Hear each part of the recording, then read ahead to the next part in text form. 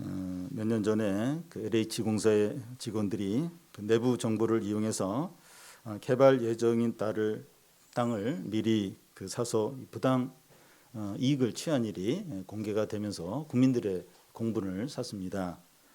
그 당시에 이 청년들이나 집 없는 사람들은 영끌 비투하면서 집을 사려고 애간장을 태우는 그런 상황이었는데, 이 LH공사의 일부 직원이긴 하지만 참 그런 일은 중대범죄에 해당이 됩니다. 그 이후로 국민들은 그 LH의 정책이나 발표에 대해서 불신감이 생겼습니다. LH공사는 이 국민들의 주택 공급과 안정을 위해서 존재하는 곳인데 큰 실망을 준 것이죠. 구의원들의 해외 도시 탐방이 한 번씩 문제가 되고 있습니다. 구의원들의 이 탐방 일정을 보면 해외 도시들의 시설을 견학하는 일정도 있지만 형식적이고 주로 여행을 하는데 일정이 맞춰져 있습니다. 여행 경비를 자기 돈으로 하면 아무 말이 없지만 수천만 원의 세금으로 여행 경비를 충당하니까 문제가 되는 거죠. 구의원들이 주로 하는 일이 해외여행 다니고 또 회의하면서 싸우는 것 외에 무슨 일을 하는가 하는 주민들의 어떤 불신이 있습니다. 구의원들이 주민들의 안전과 복지를 위해서 봉사하는 자들인데 그 정신을 잃어버리지 않았나 하는 의심이 듭니다. 오늘 말씀에 보면 그 하나님이 유다 백성들에 대해서 안타까움과 슬픔을 나타내고 있습니다. 예루살렘은 하나님의 백성이 사는 곳이고 공의와 인자가 가득한 곳이었습니다. 세계에서 유일한 곳이죠. 예루살렘밖에 없습니다. 그런 곳은 유일한 곳입니다. 다윗과 솔로몬 왕 때 예루살렘이 그랬습니다. 그런데 이사야 당시에 예루살렘은 공의와 인자는 찾아볼 수 없고 이 불법과 압제가 가득한 강도의 소굴이 되어버렸습니다. 하나님은 예루살렘을 바라보시면서 너무 마음 아파하시면서 슬퍼하는 거예요. 우리 교회 집사님 가정이 몽골에서 한동안 지낸 적이 있는데요. 이 집사님이 처음 몽골에 갔을 때 한국 사람도 많지 않고 선교사들과 선교에 관련된 사람들이 대부분이었다고 합니다. 그때 몽골에서 택시를 타면 기사분이 한국인이라고 하면 택시비도 받지 않으려고 할 정도로 한국인과 선교사들에 대해서 이렇게 신뢰하고 존중하는 게 많았다고 합니다. 그런데 집사님이 한국으로 귀국할 때 한국인도 많아지고 또 한국인에 대해서 실망스러운 부분도 경험을 하면서 예전같이 한국 사람들을 귀하게 여기지 않았다고 합니다. 한국 역사를 보면 그 일제강점기에는 이 기독교가 핍박을 받기는 했지만 이 사회적으로 신뢰와 존경을 많은 부분에서 받았습니다. 그런데 점점 세월이 지나면서 기독교에 대한 이 사람들의 신뢰와 존중이 점점 떨어져 가고 있습니다. 우리 사회가 시대에 따라서 변화한 부분도 있지만 한국 교회가 믿음으로 살지 않고 이 공의와 사랑을 버렸기 때문이라고 생각됩니다. 코로나를 겪으면서 한국 교회의 약점과 허물과 불신앙이 더 드러났다고 생각됩니다. 하나님께서 한국 교회와 우리 교회에 대해서 안타까워하고 슬퍼하지 않을까 생각됩니다. 오늘 말씀은 크게 세 부분으로 나누어지는데 첫 번째 부분은 유다 백성의 죄된 상태가 어떠한가 하는 것이고, 두 번째 부분은 하나님께서 유다 백성을 보복하시는데 그 목적이 뭐냐 하는 것이고, 이 세 번째 부분은 고난을 당하면서도 회개하지 않는 자들이 어떻게 되느냐 하는 겁니다. 먼저 현재 유다 백성의 어떤 최악의 상태입니다. 유다 백성이 죄악된 상태입니다. 21절에서 23절인데 먼저 21절을 보면 우리 같이 한번 읽겠습니다. 신실하던 성읍이 어찌하여 창기가 되었는고, 정의가 거기에 충만하였고 공의가 그 가운데 거했더니 이제는 살인자들 뿐이로다. 신실하던 성읍이 어찌하여 창기가 되었는고 하는데, 이 신실함과 창기는 대조를 이룹니다. 이 신실이라는 것은 이 부부관계에서 신뢰하고 특별하고 헌신적인 관계를 의미합니다. 하나님과 이스라엘 백성과의 관계를 부부 관계로 종종 표현을 하는데요. 호세아서에 보면 하나님은 남편이 되고 이스라엘 백성은 그의 아내로 이렇게 표현합니다. 이 부부 관계와 창기의 차이는, 이 창녀는 돈을 주면 누구하고나 관계를 갖고 사랑을 나눕니다. 그런데 부부 관계는 여러 가지 유혹들이 있더라도 신실함을 지키죠.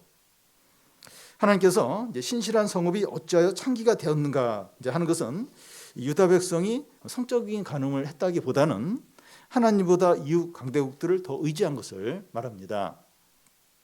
그때마다 유다 백성들이 애굽 혹은 아수르, 바벨론과 동맹을 맺고 하나님보다 더 의지하는데, 이게 하나님께 간음에 해당이 되는 거예요. 유다 백성이 하나님으로부터 멀어지니까 예루살렘의 영광과 아름다움과 정의로움이 사라지는 겁니다. 이 신앙과 삶이 연결이 되어 있어요. 신앙이 타락하면 삶도 부패하게 됩니다. 예루살렘은 본래 어떤 것이죠? 정의가 거기에 충만하고 공의가 그 가운데 거했습니다. 성전이 있고 예배가 드려지고 하나님 말씀이 선포가 되고 그 말씀대로 사는 백성들이 있었습니다. 사도행전에 보면 오순절날 성령이 부어지면서 수천 명의 사람들이 예수님을 믿고 공동체로 함께 모여서 예배드리고 기도하고 교제하고 물질을 나누는데 천국과 같았습니다. 예루살렘은 본래 그런 곳이죠. 이스라엘 백성들, 유다 백성들은 그런 자들입니다. 그런데 유다 백성이 하나님에 대한 신실함을 잃어버리고 창기가 되었을 때 이 공의와 정의가 다 사라지고 살인자들 뿐이라는 겁니다. 여기서 살인자는 이 약한 자들을 압제하고 빼앗고 간접적으로 죽이는 그런 경우들을 말합니다. 예루살렘이 이런 살인자들로 가득하다는 거예요. 이런 유다 백성의 상태를 은유적으로 표현하고 있는데 22절에 보면 내 은은 찌꺼기가 되었고 내 포도주에는 물이 섞였도다. 유다 백성의 겉모양은 값비싼 은이고 명품 포도주입니다. 그런데 실상은 은의 찌꺼기에 불과해서 아무런 가치가 없고 포도주에 물을 탔기 때문에 맛도 없고 변질이 되어서 버릴 수밖에 없다는 겁니다. 25절 끝에 혼합물이 나오는데 순수한 은이나 명품 포도주가 아니라 혼합물에 불과하다는 거예요. 가치가 떨어져서 팔 수도 없고 먹을 수도 없고 버릴 수밖에 없다는 겁니다.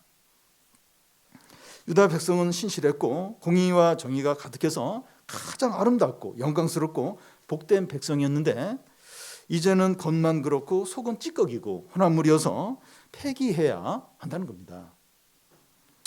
소금이 겉으로만 보면 소금이지만 이 소금이 그 맛을 잃으면 밖에 버려져 사람들의 발에 밟히는 것과 같습니다. 우리가 겉모양은 신자이지만 하나님께 신실하지 않아서 공의와 사랑을 잃어버리면 가장 쓸모없는 존재가 되어서 버림을 받게 된다는 겁니다. 그러면 유다 백성이 이렇게 된 주된 이유가 무엇입니까? 23절을 우리 같이 한번 읽겠습니다. 내 고관들은 패역하여 도둑과 짝하며 다 뇌물을 사랑하며 예물을 구하며 고아를 위하여 신원하지 아니하며 과부의 송사를 수리하지 아니하는도다. 어느 나라가 망할 때 그 주된 원인을 보면 외부에 있는 것이 아니라 내부에 있습니다. 특히 정부 관리들이 부패해 있다고 할 수 있습니다. 아프가니스탄의 경우에 미국과 국제사회에서 많은 원조를 해줬는데 대부분의 돈들이 그 관리들의 주머니에 들어갔고, 특히 탈레반이 막 공격을 시작했을 때 대통령과 주요 관리들이 제일 먼저 자기 돈 챙겨가지고 도망치는데 바빴습니다. 인물이 맑아야 아랫물이 맑다고 하는데 이 정부 관리들이 부패해버리면 나라 전체가 부패해버립니다. 유다 백성도 마찬가지예요. 내 고관들은 패역하여 도둑과 짝하며 다 뇌물을 사랑하여 예물을 구한다는 겁니다. 이 고관들이 해야 할 일은 이 도둑들, 곧 법을 어기면서 이 불이익을 챙기는 사람들을 처벌해야 되죠. 그런데 유다 관리인들은 도둑과 짝하여 하는 말은 이제 도와준다는 겁니다. 왜냐하면 뇌물을 사랑하기 때문이죠. 정경유착이라는 말이 있는데 기업들이 더 많은 돈을 벌기 위해서 법을 이제 위반하면서 이제 활동을 이제 하게 되는데 권력자들이 눈을 감아주는 게 필요합니다. 그래서 기업들은 뇌물을 권력자들에게 주고 권력자들은 불법을 눈 감아줍니다. 이런 일은 어느 시대나 어느 나라에나 다 있는데 하나님의 백성들 안에도 있다는 거예요. 관리들이 뇌물을 받고 불법을 눈 감아주면서 그럴 때 이제 피해를 보는 사람은 약한 자들이죠. 고아를 위하여 신원하지 아니하며 과부의 송사를 수리하지 않는다는 거예요. 법은 이제 힘 있는 자들의 편이라는 말을 하는데 현실에서 맞는 말입니다. 우리 사회에서도 중대재해처벌법이나 또 스토킹 처벌법이나 군인 성폭행 처벌법 등 이런 게 이제 만들어져 있는데 제대로 시행되지 않아서 약자와 여성들이 계속 희생을 당하고 있습니다. 주님은 우리 사회에 대해서 그 21절 끝에 나온 대로 살인자뿐이라 이렇게 말씀할 수 있는 거죠. 서울에 살인자들이 가득하다 이렇게 이제 할 수 있는 겁니다. 서울시 안에 이제 한국교회 이 교인들이 많이 이제 있으니까 이 교인들이 하나님이 보실 때 살인자들로 보일 수 있는 겁니다. 직접 살인은 이렇게 하지 않더라도 간접적으로 그런 일들을 이렇게 막 도와주기도 하고 그리고 또 그런 걸 방조하고 무관심하고 이게 이제 하나님 앞에서는 살인자들이다 이렇게 이제 볼 수 있는 겁니다. 다음은 이 살인자들뿐인 유다 백성에 대해서 하나님이 이제 보응을 하신다는 거예요. 24절에서 26절까지인데 먼저 24절을 한번 같이 읽어보겠습니다. 그러므로 주 만군의 여호와 이스라엘의 전능자가 말씀하시되 슬프다 내가 장차 내 대적에게 보응하여 내 마음을 편하게 하겠고 내 원수에게 보복하리라. 주 만군의 여호와 이스라엘의 전능자를 하는데 하나님의 풀네임입니다. 하나님의 이름이 전부 이렇게 풀네임으로 언급되는 경우가 성경에서 드문 경우예요. 어떨 때 하나님의 풀네임이 언급이 되는가 하면 악한 세력과 전면적인 전쟁을 할 때 하나님의 풀네임이 이렇게 딱 이렇게 나옵니다. 지금 하나님이 누구와 전쟁을 벌이시겠다는 겁니까? 신실하지 못하고 창기이고 살인자인 유다 백성입니다. 하나님은 유다 백성을 내 대적, 내 원수라고 표현하고 있어요. 여기 내 대적, 내 원수 하는데 유다 백성을 가리킵니다. 만군의 여호와 이스라엘의 전능자가 대적이고 원수인 유다 백성을 보복을 하시겠다는 겁니다. 여러분, 이 전능하신 만군의 여호와 하나님과 전쟁을 벌이는 것인데 피하거나 타협하거나 이길 수 있겠습니까? 이것보다 더 두렵고 낙심되고 절망적인 상황이 있습니까? 만군의 여호와 전능한 하나님이 전쟁을 한다는 그 하나님과 전쟁을 피할 수 있어요? 그리고 이길 수 있습니까? 이것보다 더 절망적이고 더 두려운 상황이 있습니까? 하나님께서 우리를 대적과 원수로 선언하시면서 보복하겠다고 하시면 끝난 거죠. 끝난 겁니다. 이런 상황이 오기 전에 아직 기회가 있을 때 빨리 조치를 취해야 되죠. 회개를 하든지 또 막 하나님께 돌아가든지 빨리 이런 일이 일어나기 전에 빨리 조치를 취해야 됩니다. 만군의 여호와 하나님은 자기 백성에게 보복하시겠다고 하면서 그 심정이 어떠한가 그걸 표현하시는데 이 두 가지로 나옵니다. 24절 중간에 슬프다 이렇게 나오고 또 24절 끝부분에 내 마음을 편하게 하겠다 이렇게 합니다. 이 두 가지 감정은 서로 이제 대조가 돼요. 그런데 이 하나님께서 서로 이제 이 반대되는 두 마음을 가지시는 겁니다. 먼저 이제 슬프다는 것인데 하나님의 자녀이고 아내인 유다 백성을 심판하시면서 즐겁고 아무렇지도 않다면 이상한 거죠. 하나님은 너무나 괴롭고 안타까우고 마음이 아프십니다. 부모가 자기 자녀가 이제 크게 이제 잘못을 했을 때 이제 야단치고 벌을 줄 때 마음이 너무 아픈 것과 같습니다. 또한 이 하나님은 이제 보복하면서 마음이 편하다고 해요. 앞에서는 슬프다고 하고 또 24절 뒤쪽에서는 마음이 편하다고 이제 이렇게 표현을 하시는데 인간적인 방법으로 이제 표현을 이제 하시는 겁니다. 무슨 의미인가 하면 이 하나님은 괴로우시기 때문에 이 죄악에 대해서 그러니까 하나님은 이제 의로우시기 때문에 이 죄악에 대해서 그냥 지나치거나 덮어둘 수가 없고 반드시 심판을 하셔야 합니다. 하나님의 성품상 죄와 거짓과 불의를 용납하는 것은 이 하나님 자신을 부인하는 것과 같기 때문에 불가능해요. 불가능합니다. 그래서 하나님은 자기 백성인 유다의 죄를 보복하시는데 하나님의 의로우심대로 행하시는 것이기 때문에 마음이 편하다는 표현을 하는 겁니다. 그러니까 그 유다 백성이 죄를 졌을 때 이걸 이제 심판하지 않으면 하나님 너무 괴로운 거예요. 왜냐하면 하나님 의로우신 분이기 때문에. 근데 유다 백성의 죄에 대해서 하나님이 징계를 하실 때 마음이 편하다는 표현을 이제 하고 있는 겁니다. 그런 의미지 자기 백성을 이제 벌 주니까 기분 좋다 이런 의미는 이제 아니죠. 그래서 우리가 이제 죄와 욕심과 불신앙으로 행하고 싶을 때 이 생각을 해야 될 게 뭔가 하면 하나님의 의로운 성품에 맞지 않기 때문에 반드시 하나님이 징계하신다 하는 거예요. 지금 내가 하나님의 마음을 크게 불편하게 하는 행동을 하는구나 생각하고 하지 않도록 해야 됩니다. 지금 내가 이렇게 막 욕심으로 교만하게 막 죄를 지으려고 하고 또 막 부신앙대로 막 나아가려고 할 때 이게 하나님 성품과 너무 맞지 않는 거예요. 결국 이제 하나님은 징계를 하지 않을 수가 없는 거예요. 징계를 하지 않으면 하나님 너무 불편한 거예요. 너무. 우리를 막 벌줘야만 하나님 기분 좋다 이런 의미가 아니라 하나님 의로운 성품 때문에 우리가 죄와 교만과 우상 숭배와 욕심 가운데 살 때 하나님 너무 힘들어요. 너무 벌 주지 않고서는 하나님 막 견디지 못하시는 겁니다. 그래서 우리가 이제 막 죄와 욕심과 교만과 또 막 불신앙으로 막 나아가고 싶을 때가 있어요. 그럴 때 이게 하나님의 마음을 얼마나 불편하게 하시는가. 하나님은 이거 못 견디시는데 반드시 이렇게 벌 주실 텐데 이걸 생각을 해야 돼요. 생각을 해야 됩니다. 반드시 하나님 징계하실 텐데 맞아요. 징계하세요. 하나님 못 견뎌요. 그거. 그렇게 징계를 하셔야 우리 인간적인 표현으로 마음이 편해집니다. 그래서 우리가 그것을 이제 기억을 이제 해야 됩니다.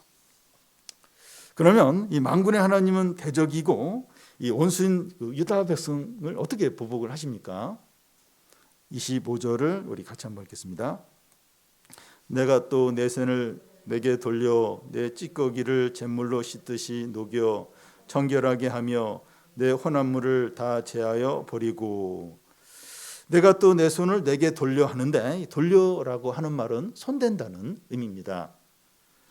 하나님께서 유다 백성을 보복하시는데 하나님의 손을 직접 대어서 하신다는 거죠. 무슨 말인가 하면 철저하게 엄격하게 하신다는 겁니다. 내 찌꺼기를 잿물로 씻듯이 녹인다고 하는데 옛날에 옷을 이제 양잿물에 넣고 이제 빨아서 얼룩을 이제 없앴습니다. 비슷한 표현이 이제 용광로에 이제 찌꺼기를 넣어서 녹여가지고 순수하게 이제 만든다는 거 이제 비슷합니다.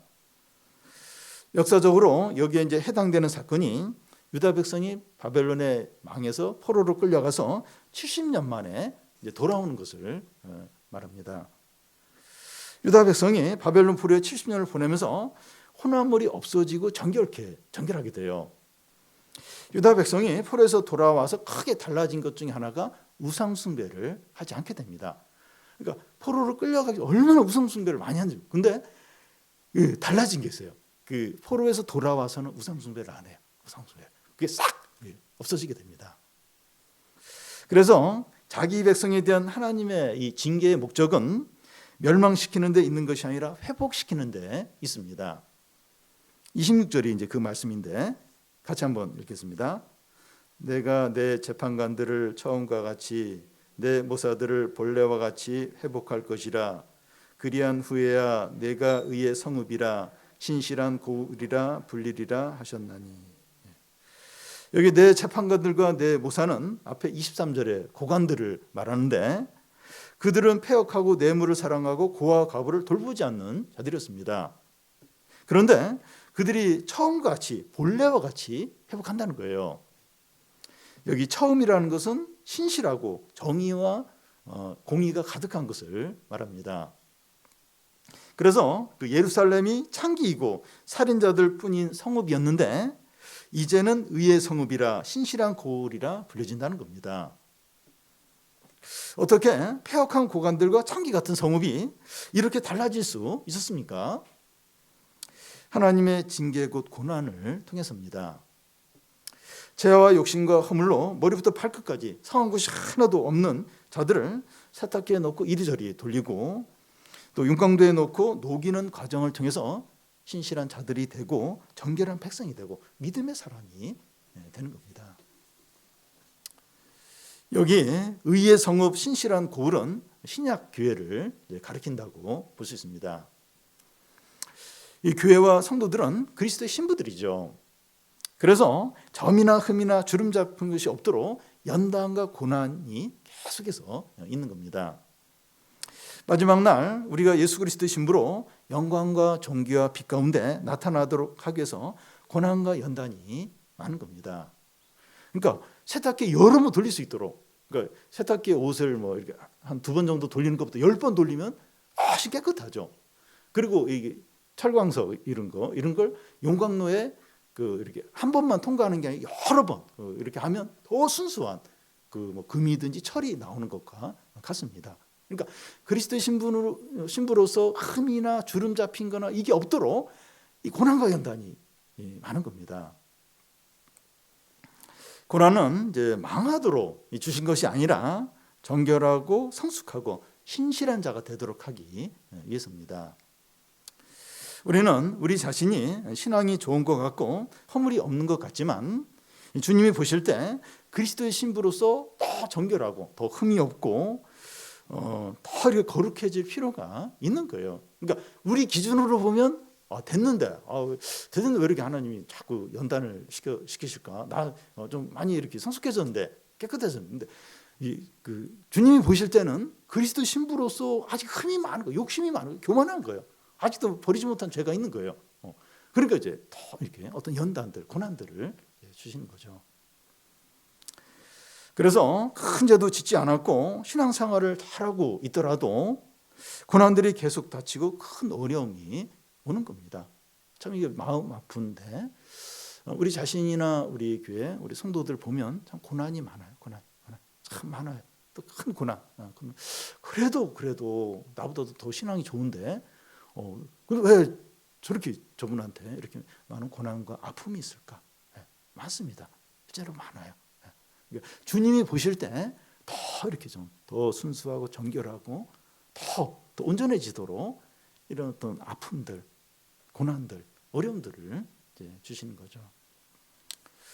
우리가 고난 가운데서 기억해야 하는 것은 우리를 불행하도록 만들기 위해서가 아니라 더 복된 자가 되도록 하기 위해서라는 겁니다. 이 세상은 훈련장이죠. 여기가 천국이 아니에요. 여기서 이제 다 뭘 갖추고 여기서 다 받아야 되고 다 누려야 되고 그건 이제 하나님 안 믿는 사람, 이 세상이 전부로 여기는 사람 그렇게 여겨요. 여기서 다 잘 돼, 다 누려야 돼요. 근데 우리는 그게 아니죠. 우리는 먼 고향을 향해서 진정한 우리의 그곳을 향해서 여행하는 나그네죠. 훈련자. 그러니까 이 사람이 신자냐 부신자냐 이걸 구분하는 것 중에 하나가 이 세상을 이렇게 천국으로 여기고 여기서 다 누리려고 하느냐, 아니면 이 세상을 훈련장으로 여기고 나그네로서 우리의 고향을 바라보면서 그렇게 사는 자냐, 이게 이제 이 사람이 신자냐 부신자냐 하는 걸 구분하는 그런 이제 시금석이 될 수 있어요. 그러니까 이게 분명해야 됩니다.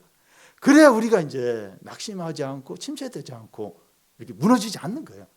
여기는 이제 훈련장이다. 여러분 이렇게 좀 나이가 들면 들수록 이제 시간이 빨리 가요. 너무 빨라. 제가 뭐 나이가 많이 든 건 아니지만 한 주가 너무, 특히 목요일이 너무 빨리 오는 것 같아요. 이제 목요일부터 이제 제가 좀 더 바빠지는데, 그러니까 막 한 주가 너무 빨라. 한 달도 금방 지나가고, 코로나가 1년 같아. 1년 같아. 벌써 3년. 시간이 너무 빨라요. 힘들지만 어렵지만 화살까지 지나갑니다. 중요한 것은 이런 훈련장, 지금 힘든 이 고난과 위기 가운데서 이걸 어떻게 받아들이냐, 어떤 시각으로 바라보느냐. 죽을 것 같아요. 무너지고 너무 힘들어요. 왜 하나님 이런 일을 허락하셨을까? 나 지금 불행하도록 망하도록 내가 고통받는 걸 주님이 즐기시기 위해서. 아니죠. 전혀 그렇지 않습니다. 그리스도의 신부로서 더 겸손하고 더 정결하고 더 성숙하고 더 믿음, 진짜 믿음만 남도록 그렇게 만들기 위해서 하나님이 여러 가지로 뭐 경제적인 문제, 뭐 질병의 문제, 뭐 가족의 문제, 뭐 자녀 문제, 사람과의 관계의 문제, 또 무슨 문제 골고루 해서 이제 진짜 이렇게 그리스도 신부로서 아주 순수한 그런 금덩어리, 이제 그런 명품으로 이제 만드시는 거죠. 다음은 이 멸망하는 자들이 있다는 겁니다. 28절에서 31절까지인데 28절을 먼저 보면 같이 한번 읽겠습니다. 그러나 패역한 자와 죄인은 함께 패망하고 여호와를 버린 자도 멸망할 것이라. 여기 패역한 자나 죄인이나 여호와를 버린 자들이 누구인가 하면 하나님의 징계 곧 고난을 당하면서도 회개하거나 하나님께 돌아오지 않는 자들을 말합니다. 그러니까 하나님이 준 이 고난과 위기를 준 건 돌아오도록 회개하도록 준 건데 안 돌아오는 거예요. 그런 자들이 여기 말하는 죄인들, 패역한 자들이라는 겁니다. 유다가 바벨론에 망해서 포로로 끌려가고 다시 돌아오는 과정을 보고 겪으면서도 회개하지 않고 하나님께 돌아오지 않는 자들이 있는 겁니다. 유다 백성이 바벨론에 망했어요. 포로로 끌려갔어요. 그걸 보고 겪으면서 회개하고 하나님께 돌아온 자들이 있는데 그걸 다 보고 겪으면서도 회개하지도 않고 하나님께 돌아오지 않는 자들이 있다는 거예요. 우리에게 고난과 어려움이 있는데 우리의 신앙이 드러나고 테스트받는 기회입니다. 우리가 무엇을 믿고 의지하고 기뻐하는가 하는 것이 고난 가운데 드러나게 됩니다. 그러니까 다 좋고 이렇게 어려움이 없고 이러면 신앙이 있는지 어떤지 잘 안 드러나요. 신앙이 얼마나 좋은지 안 드러나요. 근데 예상치 않는 어떤 일들이 일어나고 중요한 부분들이 건드려지고 그러면 내가 뭘 의지하는지, 내가 뭘 바라보는지, 뭘 기뻐하는지 다 드러납니다. 다 드러나게 돼요. 물론 믿음이 좋은 분들도 어려움이 닥치면 힘들어하고 침체가 되지만 진짜 신자는 회복이 돼요. 다시 회복이 다시 일어납니다. 어려움이 다 침체가 돼요. 근데 다시 회복이 되고 다시 일어나는 사람이 신자죠. 그런데 고난이 닥치면 하나님과 멀어지고 돌아오지 않는 사람들이 있습니다. 여기서 말하는 패역한 자나 죄인이나 여호와를 버린 자들이 이제 이런 자들이죠. 그들이 기뻐하는 것이 따로 있기 때문에 그런데 뭡니까? 그러니까 기뻐하는 게 따로 있어요. 의지하는 게 따로 있어요. 그러니까 위기 어려움이 닥치면 그러기 전에는 약간 이렇게 하나님을 믿는 것 같은데 위기 어려움이 닥치면 하나님 떠나버려요. 안 돌아오는 거예요. 그러니까 그들이 기뻐하고 의지하는 게 따로 있기 때문에 그런 겁니다. 그게 뭡니까? 29절을 보면 너희가 기뻐하던 상수리 나무로 말미암아 하고 또 중간에 보면 너희가 택한 동산으로 말미암아 하는데 여기 상수리 나무나 동산은 우상 숭배 장소를 말합니다. 사람들이 기뻐하는 것은 이 사람들이 이제 기뻐하는 것은 여호와 하나님이 아니라 우상들인 거예요. 하나님 말고 다른 것을 의지하고 사랑하고 기뻐하는 겁니다. 그러니까 평상시 이렇게 어려움이 없을 때는 다 하나님 의지하는 것 같은데 다 위기가 닥쳐 어려움이 닥치니까 이 사람들이 진짜 의지하고 사랑하는 게 뭔가 하는 게 늘어나요. 근데 하나님이 아니었던 거예요. 다른 걸 기뻐하고 의지했던 겁니다. 그게 딱 이제 어려운 가운데서 드러나는 거예요. 크리스찬의 모든 사람들이 우상 숭배를 합니다. 재산이나 사회적인 지위나 인맥이나 인기나 직장이나 사업이나 스펙이나 재능이나 세상 재미들을 하나님보다 더 의지하고 기뻐하고 사랑하는 게 우상 숭배죠. 하나님 자리에 앉아 있는 모든 것이 우상이에요. 하나님 자리가 있어요. 그 첫 번째 되는 자리, 중심이 된 자리에 다른 게 딱 앉아 있어요. 그게 이제 우상이죠. 그런데 믿는 자들도 우상 숭배에 빠질 수 있습니다. 어느 순간부터 하나님보다 우리 마음을 더 차지하고 더 우선하고 매여 있는 것이 있을 수 있는데 그게 우상이죠. 믿는 사람들도 얼마든지 우상 숭배 할 수가 있습니다. 그런데 우상 숭배를 할 수 있지 뭐. 그게 무슨 문제가 되는데 하는 생각을 할 수가 있어요. 아이 뭐 내 뭐 교회 안 나가는 것도 아니고 예배 안 드리는 것도 아니고 뭐 마음을 좀 빼앗고 내가 하나님보다 더 우선 이렇게 우선 순위에 두는 게 있는 게 뭐가 문제가 될까? 나 예배 드리는데 나 신앙 안 버렸는데 그렇게 이제 생각을 할 수가 있습니다. 그러나 우상 숭배하는 자들이 어떻게 된다고 말합니까? 29절에서 31절까지 한 절씩 교대를 읽겠습니다. 너희가 기뻐하던 상수리 나무로 말미암아 너희가 부끄러움을 당할 것이요 너희가 택한 동산으로 말미암아 수치를 당할 것이며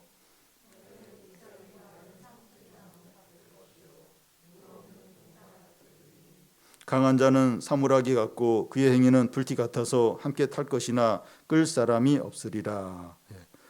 이 부끄러움을 당하고 수치를 당하게 된다는 겁니다. 재산이나 힘 있는 사람이나 인기나 외모를 의지하는 사람들은 수치를 이 사람들이 이제 수치를 당하는 것을 우리는 경험적으로 이렇게 알고 있습니다. 우리는 그런 걸 많이 이제 보고 있어요. 이런 거 모르는 게 아니에요. 우리가 많이 이렇게 이런 거 눈에 보이는 걸 의지했다가 수치를 당하는 힘 있는 사람이나 뭐 재산이나 인기나 이런 걸 의지했다가 부끄러움을 당한 사람들 우리가 많이 이제 보고 있습니다. 이런 사람들은 마른 상수리 나무 같다고 하는데 나무인데 잎이 다 말라서 또 잎이 떨어져 버려서 가지만 앙상하게 남은 상태를 말합니다. 그리고 물 없는 동산 같다고 하는데 많은 꽃들과 정원수들이 가득한 정원인데 물이 없어서 그 정원이 완전히 이렇게 황폐화되어 있는 것을 가리킵니다. 눈에 보이는 것을 의지하는 사람들의 비참함을 보여줍니다. 그들이 강해 보이지만 가는 나무 토막 같고 또 그들의 행위가 한순간에 불타 버리는 거예요. 강한데 여기 사물하기라는 걸 아주 이렇게 가는 어떤 나무 떼기 그게 불가능한 거예요. 그리고 그들의 업적 행위 이런 게 한순간에 불타서 없어진다는 겁니다.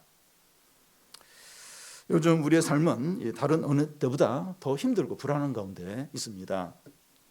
물가가 너무 오르고 금리도 너무 오르고 수입은 줄어들고 기후재난은 계속해서 일어나고 핵전쟁의 위기가 있고 미래가 불투명합니다. 북한은 계속 미사일 동해 이쪽으로 여러분 이 미사일을 쏘는 나라가 세계에서 유일하게 두 나라예요. 러시아하고 북한입니다. 그러니까 동쪽으로 쓰면 훈련이고 남쪽으로 쓰면 전쟁이에요. 우리는 별로 이렇게 너무 익숙해서 이제 그냥 이렇게 넘어가는데 이게 간단한 게 아닙니다. 이게 굉장히 어떻게 보면 위험한 거예요. 위험한 거예요. 그러니까 참 지금 어떤 위험한 위기 가운데 있습니다. 코로나 이후에 회복이 안 되는 것 중에 하나가 우리의 신앙인 것 같습니다. 코로나 이전과 지금을 비교해 보면 세상도 달라졌고 우리의 생각과 신앙도 달라졌습니다. 근데 긍정적인 쪽보다는 부정적으로 그런 쪽으로 이제 많이 달라졌습니다. 여러분, 하나님께서 온 세계와 우리 나라와 우리 교회와 우리 가정과 우리 각자에게 고난을 주셨는데 목적이 있다고 생각됩니다. 그냥 지금 하나님 온 세상을 다스리시는데 주관하시는데 왜 이런 우리는 코로나만 끝나면 모든 게 정상으로 회복이 될 줄 알았어요. 근데 더 경제도 훨씬 더 어려워지고 물가도 훨씬 치솟고 전혀 우리가 예상을 못한 일이 이제 일어나고 있습니다.